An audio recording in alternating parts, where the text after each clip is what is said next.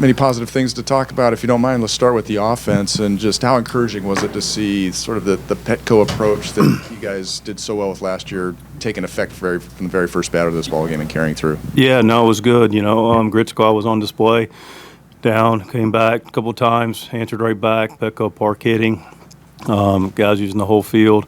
There's a lot to unpack. I'm sure some people have some questions as we go, but offensive machine doing a lot of little things well. Again, using the whole field, first to thirds, a lot of good situational hitting. I loved a lot of the at-bats today. Jackson, obviously, with a tough lefty, not trying to do too much. Answer right back at the 2 runs. Later on, puts the ball in play, gets a run in, although another lefty. And, Louis later, with the sac fly. So, those were the little things that led to some bigger things. How important was the base running day as well? Yeah, we talk about having an offensive machine, being able to do everything, with the Petco park hitting. But, we can hit all we want, and we like the homers. Obviously, Sheets was a big blow, which we'll get to in a minute. But, we got to score when we get on base. So our base running matches our offense and our identities to be a machine with our base running, and everybody was on point with everything we did today. Mike, I know it's one game, there's a few left, but the significance of this looking a lot like last year, the coming back late, the situational hitting, just coming through. Yeah, it's just, again, we created an identity of how we are going to play and compete. And to your point, though, it's, we can talk about it all we want, but it's on display today. And, a lot of the good factors that make up a really special group, and that is resiliency, competition, but also, the fact that we are ready for any and every situation to go compete and put our best foot forward over 9 innings. Did you come in anticipating that Fernando would, reintroduce the running game to his game a little more than he's been able to? Yes, we had a good feeling about that. He had the best feeling about it, so I'll take my cue from him.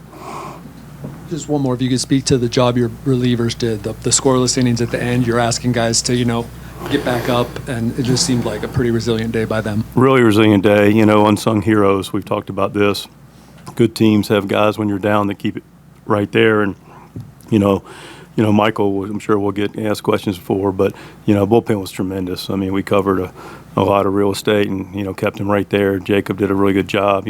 One swing by Raleigh, and guys picked each other up. It's part of our bullpen identity too. Come in and be able to get the guys that are on base if they're there, and get your guys as well, and cover and move for your teammates. So I thought Jacob was good. Yuki was fantastic. Estrada came in. To your point, we don't want to go a lot of 1+s, but once Yuki was able to get Kalenic, get set up, that was huge for Yuki to be able to go back out, be efficient with his pitches, grab that first out in that inning, and then have Jeremiah finish that inning and be able to get into part of the next inning, and then Wandy be ready to get one pitch and get out of it. And of course Jason and Suarez brought it home. So really nice job by the bullpen. I know Gavin was doing that for most of the spring, but what did you make of kind of him doing it in that particular spot here on opening day with all the fanfare? Yeah, he's going to have a lot of different opportunities to contribute. That's one of his spots that we recognized and went up there and was clearly prepared. And I just thought he took a good at bat the whole batting until he's locked in. He wasn't giving in, and I love the fact, again, middle of the field. He was a big, strong kid. Not trying to do too much with 2 strikes. A lot of good things happened with 2 strikes today, and that was clearly one of them. It was a big swing for Gavin. Welcome to the Padres. What did you make of just kind of the atmosphere, the environment, the opening day in San Diego? You can't say enough about it. It's just, before the game, you appreciate it. You take a step back and just pinch yourself for how blessed you are and grateful you are to be here with these fans. And, I talked to Scan after the second, this is a wonderful fan base to go on this journey. We're going to be on with them all season, and the support we're going to get and are getting from our fan base means a lot to me and our club for sure. What was your thought on having Tatís lead off? Lefty today. We, looked at the end of spring training. We talked a little bit about lineups before the game. Being able to have Toddy there against the lefty. Didn't really have a lot of opportunities with our full lineup necessarily, and we got our head around it, and his head was open to it. And we'll continue to look at it, but it looked pretty good today against Sale. And last year, were you of a mind to do that, but the injury maybe curtailed some of that? Say that again? Last year, did you want to get him into the leadoff a little more, but maybe his injury didn't allow for it? Yeah, I mean, we got Louis, and, he fits at the top, and, again, we'll read it day by day. So, last year it worked with Louis in the leadoff, and we'll continue to see what this year looks like. Battling, he's battling his tail off. It's what he does. He had all his pitches working. It took some tough at-bats. They extended some at-bats.